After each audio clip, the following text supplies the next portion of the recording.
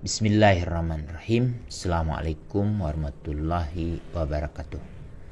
Pendengar Radio Rasil di mana saja berada, alhamdulillah kita masih diberi kesempatan oleh Allah untuk berjumpa pada hari ini. Insya Allah kita akan membahas tema terkait dengan pengasuhan berbasis konvensi hak anak. Ini menjadi tema sentral yang perlu ayahanda dan bunda perlu ketahui.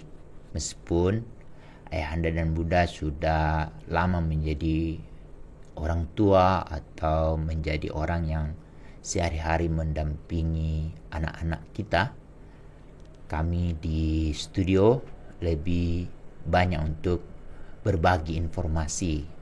Dengan berbagi informasi ini berharap ayahanda dan bunda mengingat kembali apa yang menjadi komitmen, tanggung jawab kita menjadi seorang ayah dan menjadi seorang ibu. Memang banyak orang selalu bertanya, jadi orang tua itu tidak ada sekolahnya. Padahal negara sudah menyediakan. Kalau kita memiliki pemerintah yang benar-benar memperhatikan perjanjian-perjanjian internasional dan memperhatikan undang-undang yang telah mereka buat. Tinggal yang menjadi catatan penting adalah di setiap pemerintah itu harus ada orang yang selalu mengingatkan bahwa pengasuhan anak itu menjadi prioritas utama. Dan siapa yang menjadi orang benar-benar sebagai pendamping, pembimbing, pengasuh, dan yang tidak kalah penting ya Bunda Nuning, bahwa orang tua itu langsung mendapat gelar penting, yaitu sebagai pendidik pertama dan utama. Untuk itu menjadi seorang pendidik pertama dan utama itu perlu memiliki kompetensi. Sebagaimana kita telah uraikan pada pertemuan-pertemuan sebelumnya, kita telah membahas bahwa yang paling tahu, yang paling mengenal anaknya yaitu ayah ibu. Tapi banyak orang tua pada saat ada anak yang berulah, mereka itu tidak tahu sama sekali tentang anaknya. Kenapa bisa menjadi seperti itu? Seharusnya mereka tahu. Lalu yang kedua, orang tua itu perlu memiliki pengetahuan tentang perkembangan anak. Perkembangan anak itu kita sudah bahas pada pertemuan-pertemuan sebelumnya, itu ada 6 aspek perkembangan. Kalau boleh diingat-ingat lagi 6 aspek perkembangan itu, karena 6 aspek perkembangan ini menjadi sangat kunci, terutama pada anak-anak usia 0 sampai 8 tahun. Karena di sana ada rinciannya, 0 sampai 4 tahun itu ada 50% perkembangan anak itu harus terpastikan optimal. Lalu yang kedua, range usia 5 sampai 8 tahun itu ada sekitar 30%. Jadi totalnya 0 sampai 8 itu sekitar 80% perkembangan anak itu benar-benar harus kita pastikan optimal. Kalau kita telah menemukan anak-anak kita sudah optimal, insya Allah pada saat mereka memasuki jenjang pendidikan dasar, menengah, sampai ke perguruan tinggi, lalu kemudian mereka masuk ke bursa kerja, lalu mereka menjadi pekerja, insya Allah pada suatu waktu mereka akan menjadi calon orang tua, mereka akan mendapatkan hal-hal yang kita telah pastikan pada diri mereka.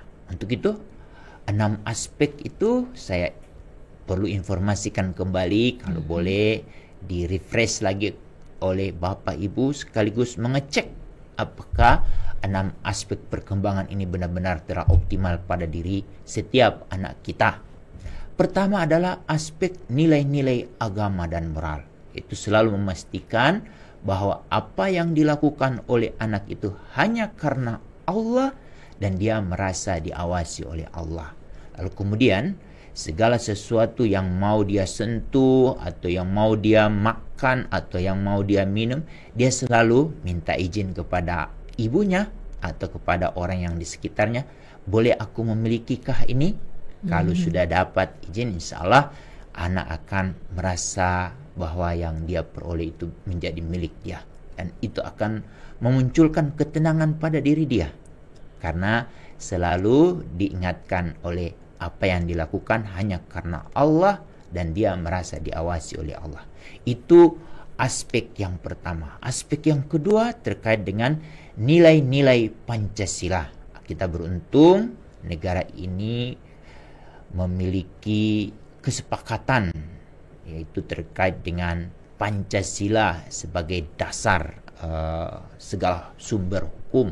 Untuk itu nilai yang terkandung di sila pertama, ketuhanan, lalu kemanusiaan, persatuan, yang tidak kalah penting musyawarah dan keadilan. 5 sila ini coba pastikan oleh ayahanda dan bunda, ada nggak pada diri setiap anak kita? Kalau tidak, ayah lihat dulu siapa cerminnya. Kalau cerminnya saja tidak mempraktikkan, lalu kita berharap kepada pantulannya yaitu anak kita, itu menjadi penting. Lalu yang ketiga adalah terkait dengan aspek motorik halus dan motorik kasar. Ini juga sangat ditentukan oleh asupan apa yang dia makan dan apa yang dia minum. Kalau benar-benar dia makan makanan yang halal dan thayyib dan di bawah pengawasan kontrol orang tua, insya Allah kita akan menemukan anak-anak yang kita kehendaki.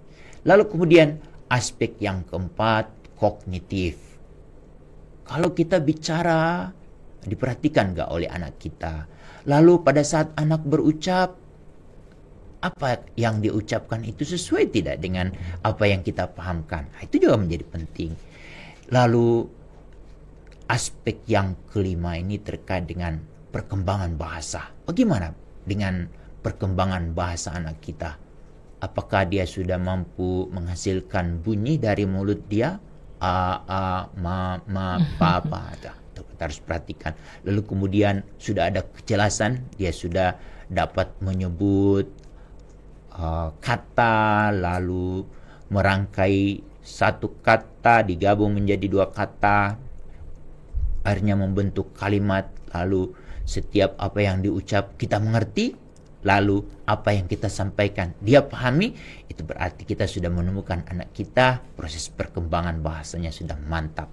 Lalu yang terakhir terkait dengan aspek perkembangan emosi dan sosial.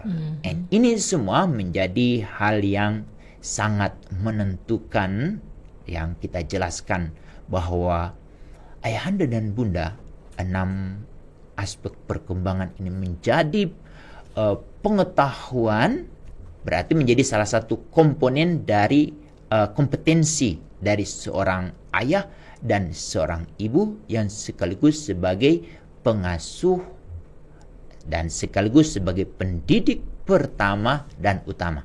Itu aspek pertama ya Bunda Nuning. Aspek kedua adalah ini yang benar-benar harus dimiliki oleh setiap orang tua. Apa itu? Yaitu menyangkut keterampilan. Setiap anak sangat senang bila dia menemukan ayah dan ibunya itu memiliki seni atau memiliki keterampilan, yang kemudian keterampilan ini serta merta dengan jalannya waktu itu diadaptasi oleh anak kita. Salah satunya adalah keterampilan berbicara. Ini perlu nggak dikursuskan ini? Berbicara dengan anak, anak itu berharap ayahnya, ibunya mengerti anak. Tapi yang tidak kalah penting, ayah dan ibu juga harus tahu tentang perkembangan anaknya. Dari usia berapa sampai usia berapa dia harus mengerti. Anak itu sangat senang kalau dalam proses berbicara, berdiskusi, berdialog, dia menggunakan frekuensi anak. Fakta di kehidupan keseharian, Bunda Nuning, waktu Bunda Nuning punya anak, apakah menggunakan frekuensi bunda atau frekuensi anak? Anak lah. Apa yang terjadi kalau kita menggunakan frekuensi anak? Dia paham, dia lebih mudah berkomunikasi, seperti itu kurang lebih. Pada saat kapan frekuensi orang tua digunakan? Mungkin ketika memberi nasihat. Kalau nasihat pakai frekuensi orang tua, mungkin anak juga tidak paham. Tapi kadang tuh orang tua pakai frekuensi orang tua itu pada saat dia marah-marah. Sebetulnya ayahanda dan bunda, saya kasih bocoran ya. Kalau ada orang tua suka marah-marah itu sebetulnya dia mengalami gangguan. Oh iya? Karena pada saat dia jadi anak-anak sering dimarahi. Jadi sebetulnya intinya orang yang suka marah-marah itu dia dulu adalah korban kekerasan dari orang yang ada di sekitarnya. Ini menjadi penting. Ayahanda dan bunda sebagai pendengar radio Rasil masih sering marah-marah kah? Sering menyalah-nyalahkan orang lain kah? Atau sering membenci? Pokoknya gua yang benar. Orang lain salah. Itu saya akan sampaikan, orang-orang yang memiliki ciri-ciri seperti itu adalah orang yang dulunya korban kekerasan. Bagaimana supaya bisa sembuh? Bagaimana pada saat dia berdiskusi dengan anaknya, anaknya sangat senang. Ayah, aku sangat senang sama ayah kalau bicara dengan ayah. Kalau dengan yang lain kok saya nggak senang ya. Kenapa ya? Coba apa yang kamu bisa ceritakan kepada ayah? Kalau bicara dengan yang lain, kok itu ada hambatannya? Ada apa tuh? Anak itu kan bercerita dia, ayah kayaknya aku harus pingin kalau bicara itu apa yang diceritakan oleh orang itu aku bisa mengerti, tidak berbelit-belit. Begitu juga setiap apa yang aku sampaikan itu orang yang ada di depanku itu harus segera memahami dan mengerti. Kan tanya lagi, apa ini? Itu jadi penting juga kita harus menguasai frekuensi anak. Ayahanda dan bunda, setiap kita pernahkah menjadi bayi? Pernah jadi balita? Pernah jadi anak? Juga pernah jadi remaja? Apa yang kita lalui itu sebetulnya jadi bekal saat kita akan dipercaya oleh Allah memiliki anak. Jadi tidak perlu harus dikursus tuh Bunda Nuning, karena kita pernah jadi anak-anak, kita pernah jadi bayi, pernah jadi balita. Tapi kenapa itu semua saat kita jadi orang tua itu lupa? Yang ada hanya yang keluar huruf pada saat berbicara dengan anak, kata-kata yang manja. Itu sebetulnya tidak berguna untuk anak kita, malah justru akan merusak beberapa istilah yang seharusnya istilah itu jelas. Misalnya makan, minum, baca, melihat, itu anak harus. Tapi kita pakai huruf dirubah-rubah tuh. Jadi akhirnya hanya anak dan ibu yang tahu bahasa itu. Pada saat kalau temannya bicara makan, apa makan, dia nggak paham. Ini menjadi penting benar. Ya, dan mudah frekuensi berbicara dengan anak, intinya menggunakan frekuensi anak. Jangan dibalik ya. Seperti ayahanda dan bunda punya radio di rumah kan, lalu mendengarkan radio Rasil. Ayahanda dan bunda menyesuaikan radionya dengan radio Rasil atau radio Rasil menyesuaikan dengan frekuensi ayahanda dan bunda?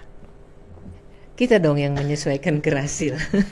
Jadi itu yang intinya. Jadi supaya tidak storing, tidak ada gangguan dalam berbicara.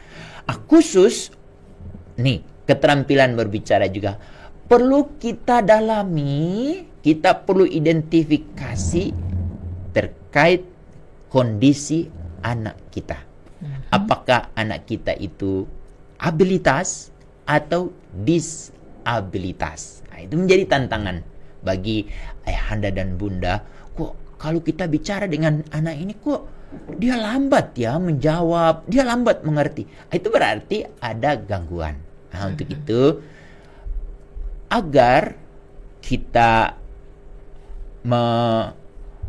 memiliki pengetahuan tentang anak kita lebih komprehensif, ya sekali-sekali kita berkunjunglah ke fasilitas-fasilitas untuk pengecekan terkait dengan kondisi anak kita.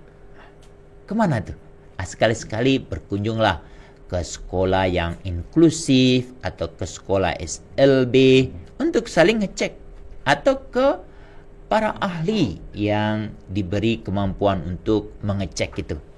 Jadi penting juga supaya ayahanda dan bunda tahu berbicara dengan siapa.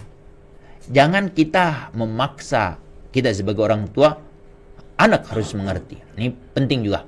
Ini keterampilan berbicara dengan penekanan menggunakan frekuensi anak, tapi dengan catatan kita harus tahu diri anak kita sendiri itu apakah dia dalam kondisi abilitas atau disabilitas. Ini penting. Selanjutnya, keterampilan apa Bunda Nuning yang sangat diharapkan oleh anak dari setiap orang tuanya? Keterampilan memasak. Ayo ayahanda dan bunda, tanda-tanda ayah ibu yang tidak bisa memasak, anaknya suka jajan. Ayo. Ini bisa jadi perdebatan panjang ini. Sudah langsung dijudge bahwa kalau anak suka jajan sembarang, pasti di rumah mamahnya nggak bisa masak. Ayah ibunya itu tidak bisa memasak. Mereka hanya mengandalkan delivery. Ini delivery atau apa lagi? Itu yang menjadi penting sekali, delivery.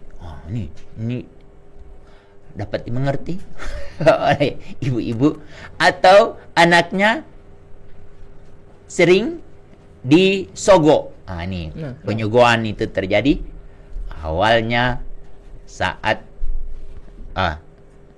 ayah ibunya sering tidak bisa buat masakan yang membuat anak itu, bunda, kayaknya bunda lupa ya masak ini, padahal aku sangat suka. Ini jadi penting ya. Ini catatan. Coba mulai koreksi diri kita masing-masing. Ini jadi tantangan juga sekarang ini ya. Banyak anak-anak yang mengalami masalah dalam aspek makanan karena ayah dan ibu tidak banyak mendalami terkait dengan mengenal jenis bahan makanan, lalu cara mengolah, yaitu yang kemudian kita harus memiliki keterampilan memasak. Penting nggak Bunda Nuning? Sangat. Keterampilan memasak ini. Lalu keterampilan apa lagi yang perlu dimiliki oleh seorang ayah dan seorang ibu sebagai pendidik pertama dan utama? Keterampilan menanam. Wah, apa lagi itu? Keterampilan menanam. Bunda Nuning, waktu Presiden Obama terpilih jadi presiden, apa yang dilakukan oleh ibu negara?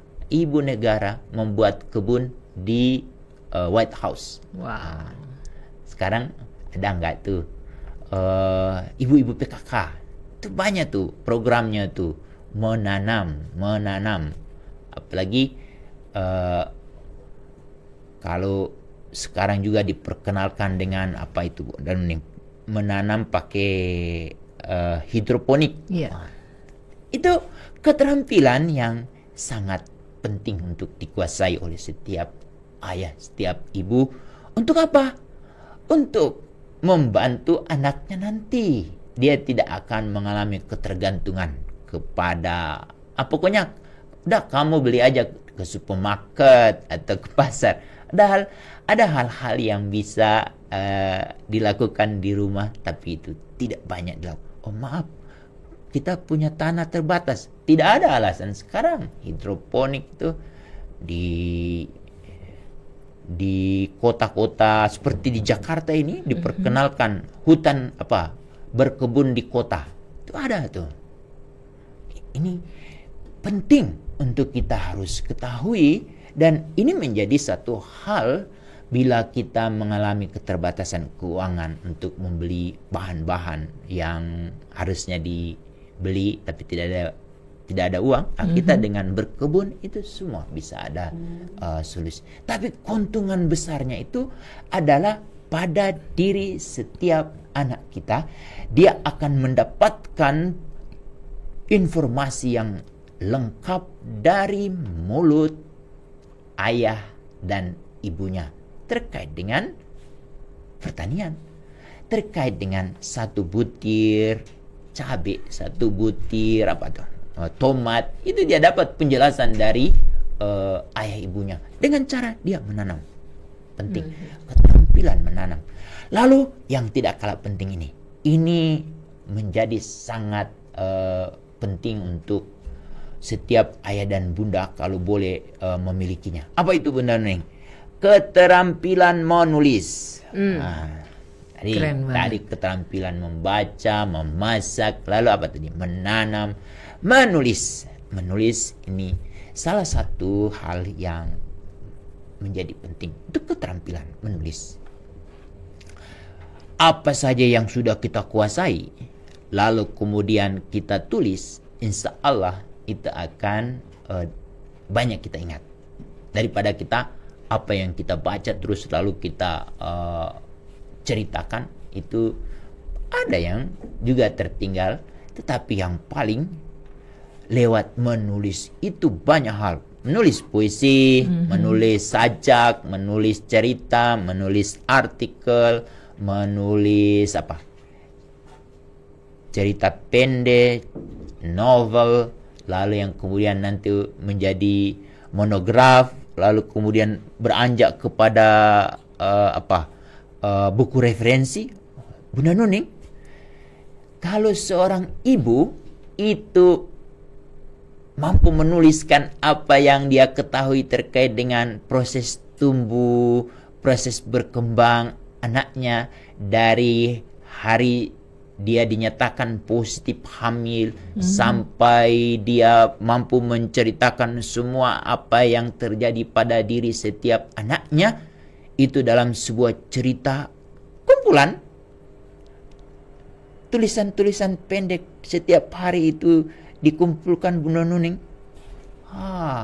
Setelah dewasa jadi apa tuh tulisan seperti itu? Bisa jadi buku, dan kemungkinan besar anak yang ada di cerita itu, wah betapa bangganya dia pada ibunya. Tapi sebetulnya yang kita harapkan nanti anak kita akan juga seperti itu.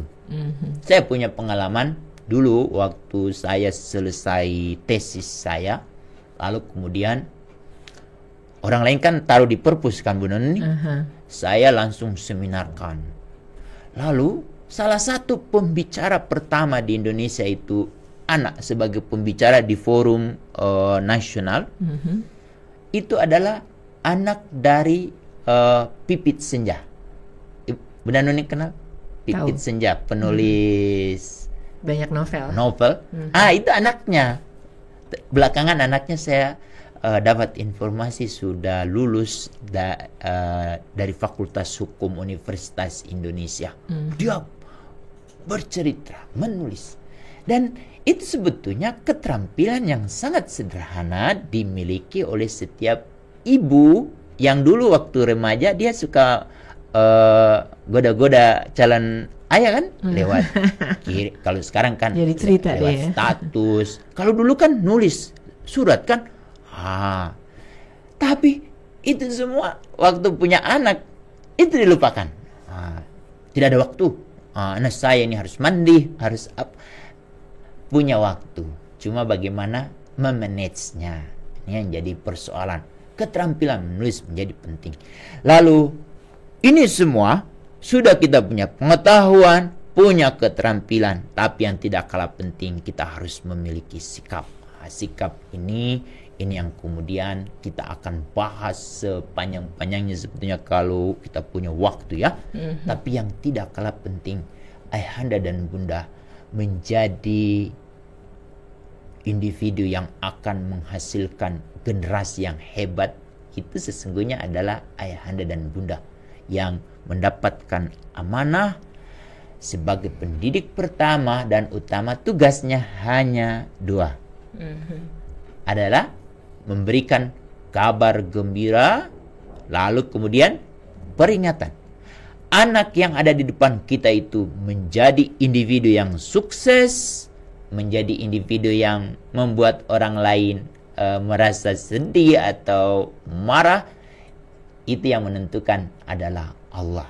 Untuk itu tugas kita yang paling pertama adalah ayo memberikan kabar gembira. Kabar gembiranya pertama, ini kunci pada saat kita punya anak nanti. Berilah anak kita itu nama yang kemudian nama itu sekaligus mendoakan diri dia. Jadi pemberian nama ini menjadi penting nih, nama. Untuk itu kalau kita sudah punya nama dan kita berikan kepada anak kita, kita sering bercerita kepada anak terkait dengan nama dia. Benar Nuning? Pernah nggak bercerita kenapa nama kamu itu ini? Iya. Ada cerita sejarah itu. Oh, kalau anak saya itu gabungan dari nama ayah dan ibunya yang kemudian oleh istri saya itu terinspirasi dengan banyak hal. Dan itu yang kemudian oleh ibunya itu diceritakan prosesnya nama itu. Sehingga supaya apa? Dia sekaligus memunculkan sebuah apa? Oh, ternyata nama aku itu tidak sembarang ya. Ini menjadi penting. Ada di beberapa suku bangsa dia dapat nama anak ya pokoknya yang lewat saja. Ya rata-rata juga anaknya juga berhasil, tapi dengan catatan ya ada perjuangan lagi. Tapi ini menjadi penting, pemberian nama. Pemberian nama itu tidak gampang. Syaratnya apa Bu Nani? Untuk mendapatkan nama untuk seorang anak, diawali dengan proses pernikahan yang legal. Berarti untuk mendapatkan pernikahan yang legal berarti apa tuh? Berarti persyaratan calon suami, calon istri itu benar-benar menjaga marwah keluarga. Itu sangat beruntun Bunda Nuning. Kalau kita mengharapkan anak kita lahir anak yang hebat, itu diawali dengan proses yang legal. Ini kalau legal nih, kalau ditangkap sama Satpol PP akan bermasalah. Anak itu nanti lahir ke dunia, dikasih nama juga, ini nama juga. Bunda, ayah di rumah bersyukurlah ayahanda dan bunda pada saat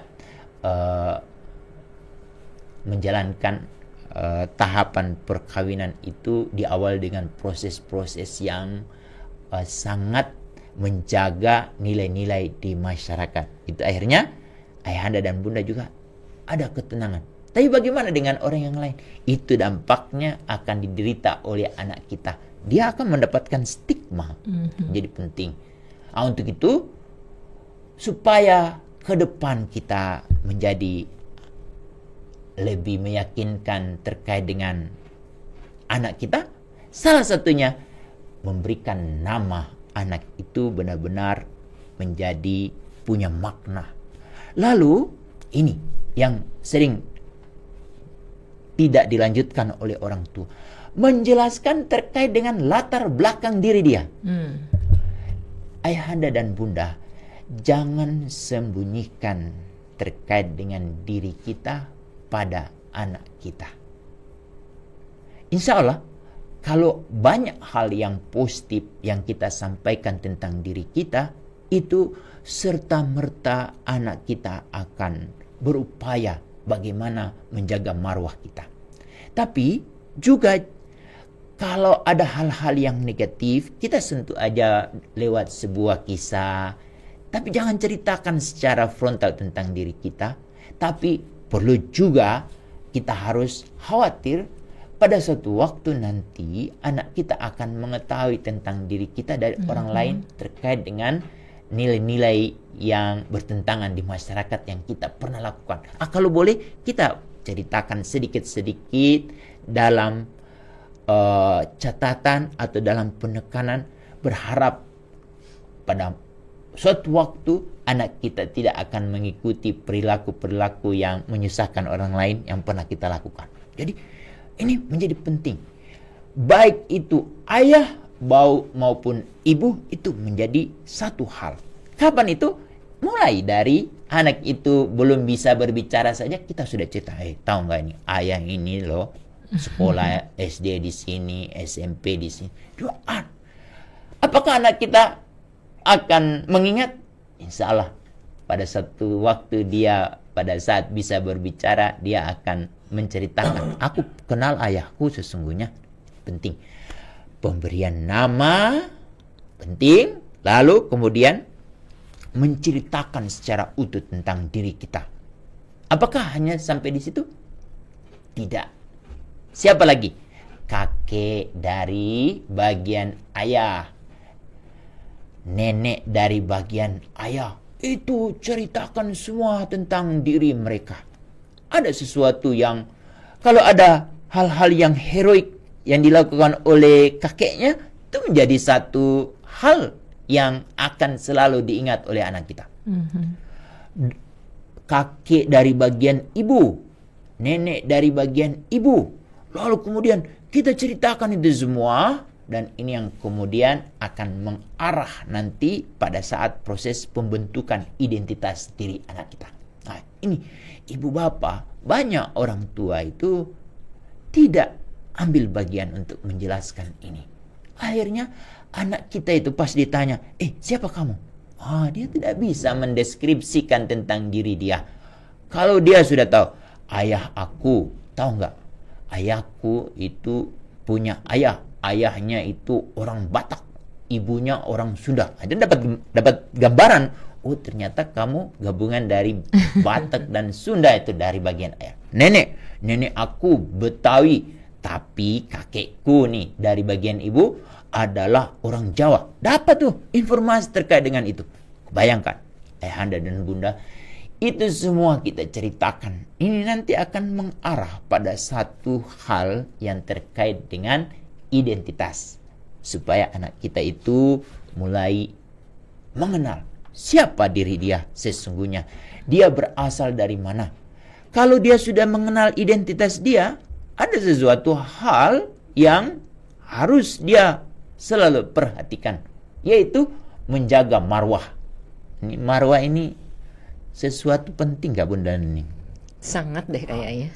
Kalau anak ini sejak dari usia dini sampai usia 8 tahun ini kita, apakah harus kita suapin, kita cekokin? Cerita aja. Kapan kita bercerita? Cerita yang paling menarik itu menjelang dia tidur. Tetapi kalau mau mereview anak kita, apa yang dia perbuat hari ini, dari pagi sampai sore, itu menjelang maghrib. Sekarang Pak, kami itu masih ada di kantor atau masih di jalan? Dan sekarang ada WA. Kak, apa kabar hari ini? Ayah ingin tahu apa yang kamu lakukan hari ini. Dia cerita tuh. Ayah sangat senang tuh. Interaksi. Bangun hubungan ini. Supaya kita menemukan anak kita itu secara utuh. Bukan nanti tahu-tahu anak kita sudah pegang sabel, tergabung di geng. Itu sebetulnya orang tuanya ada di mana ya? Harusnya yang dihukum oleh polisi itu orang tuanya. Karena kasus sekarang nih, kita tidak mau sentuh kasus-kasus dulu lah. Kita cerita dulu yang ideal-ideal. Dan ini akan lebih mantap lagi. Kita akan lanjut pembicaraan ini kalau ada orang mau bertanya Bunda nih. Demikian.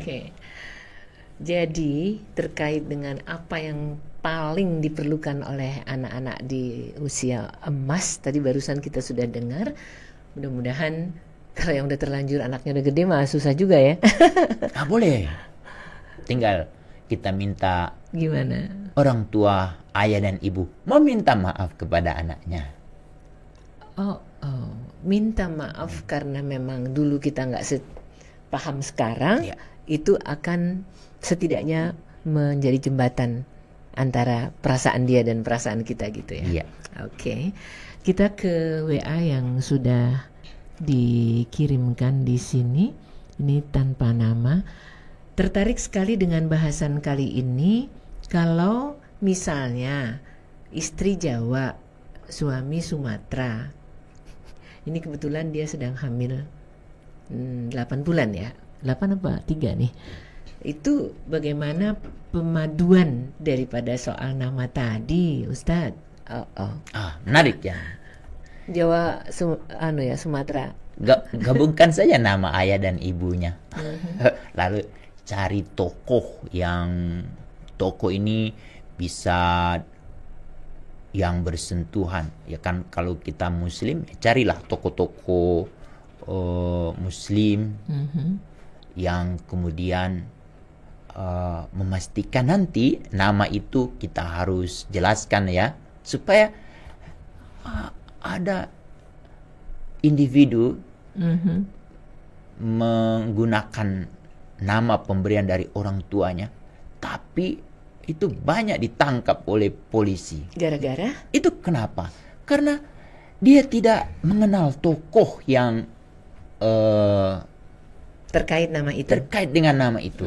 Saya tidak akan sebut, dan ini yang kemudian menjadi catatan kita. Banyak itu. Tangkap kasus apa. Ini menjadi penting. Dan menyangkut nama ini sangat berpengaruh pada diri setiap anak kita. Dan kadang-kadang nama ini suka dirubah-rubah oleh orang tua. Nama yang ada di akte kelahiran sudah jelas itu harus kalau anak laki dua kambing, anak perempuan 1 kambing, dirubah dengan nama yang lain.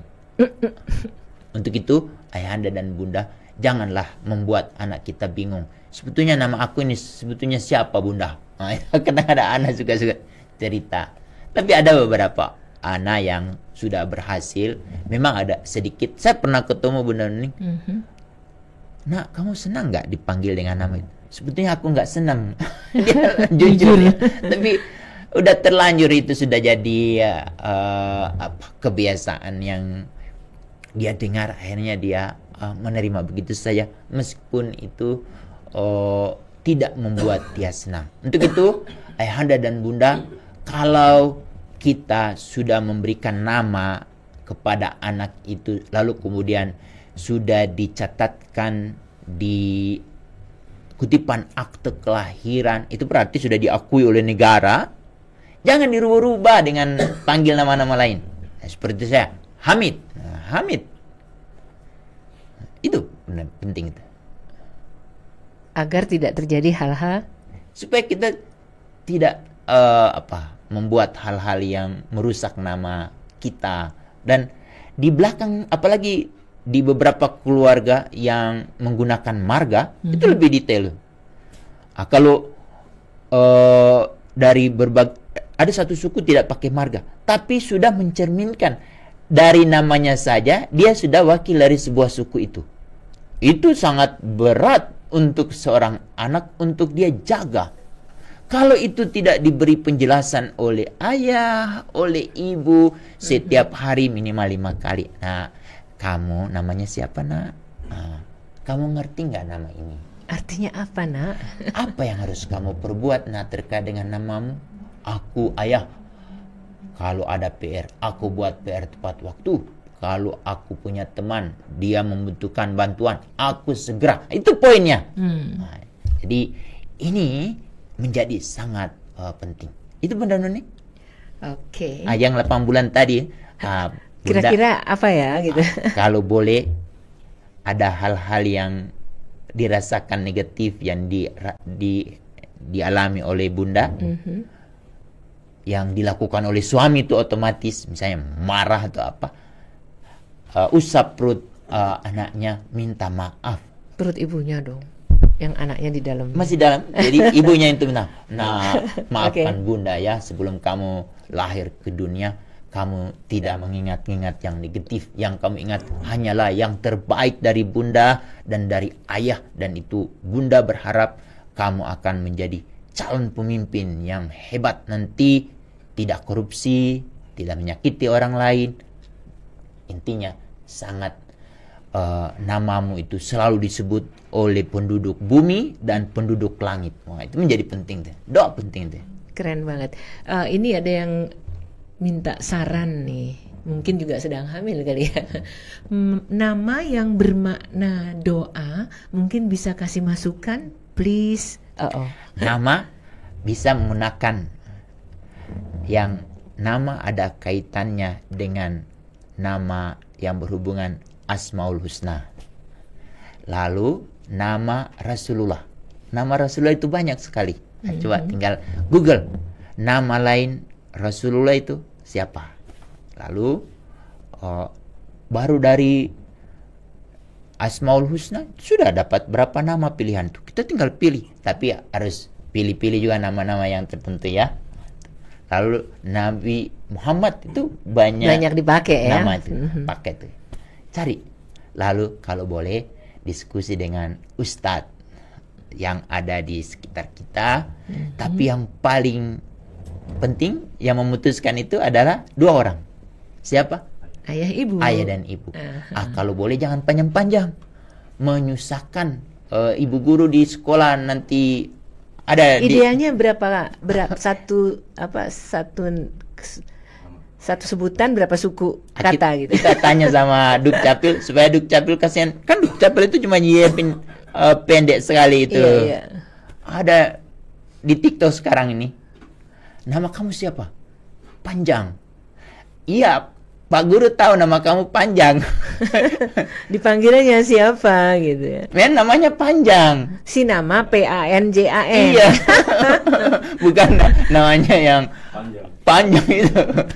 Spellingnya. Jadi kalau boleh pilihlah nama-nama. Tapi konsekuensi terhadap pemberian sebuah nama pada anak kita adalah mendesiminasikan sejak awal. Nah, bunda dan ayah sudah bersepakat untuk memberikan namamu seperti ini. Ini penuh makna. Dan ini yang kemudian kamu harus tahu. Kamu mewakili. Tadi ada yang dari Sumatera, terus ada yang Jawa nih. Kamu harus paham bahwa kamu itu mewakili dari dua suku bangsa. Itu harus ada. Ini semua banyak orang tua lupa itu jelaskan tuh. Menarik gak bunda? Sangat. Oke, bisa satu lagi terkait dengan ini tidak ada namanya. Kalau harus terampil berbicara dengan anak, istri saya itu pendiam sekali. Terus gimana saya harus membuatnya menjadi talkative? Biasanya perempuan nggak pendiam loh ya. Kita harus tahu sejarahnya bundanya itu kenapa pendiam. Itu harus kita cari sebab dan musababnya, dan itu yang kemudian kita ajak bersama-sama, dan itu yang kemudian yang akan rugi adalah anak kita sendiri. Dan ini yang akan berdampak luas, karena salah satu hak asasi manusia itu adalah berpolitik. Berpolitik itu adalah bersuara. Jadi kalau dia bersuara jarang, lalu pada saat dia bersuara dia tidak dimengerti, ini menjadi soal. Menjadi penting ayahanda dan bunda yang berharap nanti anaknya akan menjadi individu yang sangat diharapkan untuk mengisi pembangunan. Dan negara sangat berharap kepada setiap ayah dan setiap ibu. Dan kewajiban dari pemerintah adalah untuk meningkatkan kapasitas ayah dan ibu. Negara hanya minta itu. Terkait dengan fasilitas kesehatan, negara akan menyediakan semua. Sekolah disediakan. apalagi presiden kemarin sudah mengumumkan guru-guru akan dapat tunjangan, dapat gaji yang bagus, kesejahteraannya diperhatikan. Berarti negara sudah akan mempersiapkan pendidik lanjut. Tapi pendidik lanjut itu akan sangat ditentukan oleh pendidik pertama dan utama. Siapa itu? Adalah ayah dan bunda. Yang hari ini kita dengar, pokoknya kita serahkan semua pada guru. Padahal orang berbicara ini adalah guru yang paling utama, tetapi dia tidak menyadari. Untuk itu kita harus melalui corong ini untuk mengingatkan kembali bahwa pendidik pertama dan utama adalah ayah dan ibu itu sendiri, bukan guru yang ada di sekolah. Guru di sekolah itu adalah guru lanjut yang hanya ingin memastikan apa yang dia dapat dari ayah ibunya itu sudah optimal belum. Kalau belum, sekolah yang akan mengoptimalkan. Kalau ada yang salah, sekolah yang akan coba meluruskan kembali. Kalau yang sudah optimal, lebih dioptimalkan. Kalau ada yang perlu dapat catatan, itu yang tugas guru-guru yang ada di sekolah. Sehingga nanti negara akan menemukan sumber daya manusia yang hebat. Itu bukan lahir dari sekolah, tapi lahir dari ayah dan ibu yang hebat. Ini mungkin Bunda Nuning. Dan karena kebetulan kita juga sudah di penghujung, mungkin bisa ditambah untuk closing statementnya, karena pasti banyak yang pengen tahu nih, sepenting apakah sebetulnya itu tadi. Baik, pembahasan terkait dengan pengasuhan ini insya Allah akan berlanjut pada pertemuan-pertemuan yang akan datang. Tapi sebagai pengingat bahwa ayahanda dan bunda mendapatkan status sebagai pendidik pertama dan utama itu harus dilengkapi dengan kompetensi. Kompetensi yang paling utama adalah pengetahuan ayahanda dan bunda terkait dengan anak kita sendiri. Karena anak itu lahir dari sulbi dan rahim ayah dan bunda, otomatis tahu itu sejarahnya. Saat masa konsepsi itu terjadi di mana dan itu di mana tempatnya. Itu juga harus tahu sejarahnya itu. Kalau di rumah, di bagian di kamar atau di mana juga harus tahu supaya kita akan memastikan itu semua sejarahnya. Lalu dari detik ke detik, jam ke jam, dari tidur lalu tidur lagi, kita tahu sejarah anak kita. Yang tahu tentang anak kita adalah kita sendiri. Dan kalau boleh itu didokumentasikan. Ini sebagai salah satu catatan penting. Dokumentasinya lewat buku harian. Ada nggak buku harian pada ibunya? Jadi catatan penting juga. Lalu yang kedua, kita harus punya pengetahuan tentang perkembangan. Ini penting. Baca di Google, ketik ChatGPT-i, ketik perkembangan anak. Nah, itu keluar itu semua. Baca itu, lalu keterampilan, lalu sikap. Lalu kemudian penjelasan yang mulai kita bahas pada pertemuan hari ini, ini baru satu pasal di konvensi anak Bunda Nuning. Dan ini yang kemudian kita akan benar-benar dapat mempertanggungjawabkan kepada Sang Khalik atas titipan yang diberikan kepada kita. Sudah kamu apakan anakmu? Insya Allah kalau kita sudah berupaya sebagai orang yang memberikan kabar gembira dan peringatan, lalu anak itu menjadi lebih baik atau sebaliknya, itu semua Allah yang menentukan. Kita jangan melebih-lebihkan itu semua ya. Demikian, semoga apa yang kami sampaikan ini dapat bermanfaat dan menambahkan informasi. Dan ingat, informasi yang kami berikan ini hanya informasi awal. Lebih luas dan dalamnya itu tugas ibu bapak untuk mencarinya. Sekarang sudah banyak referensi. Berkunjung boleh itu. Sekarang ada perpustakaan baik di Kota Depok. Perpustakaan Yusuf Kala. Nah, itu bagus tuh, coba cari.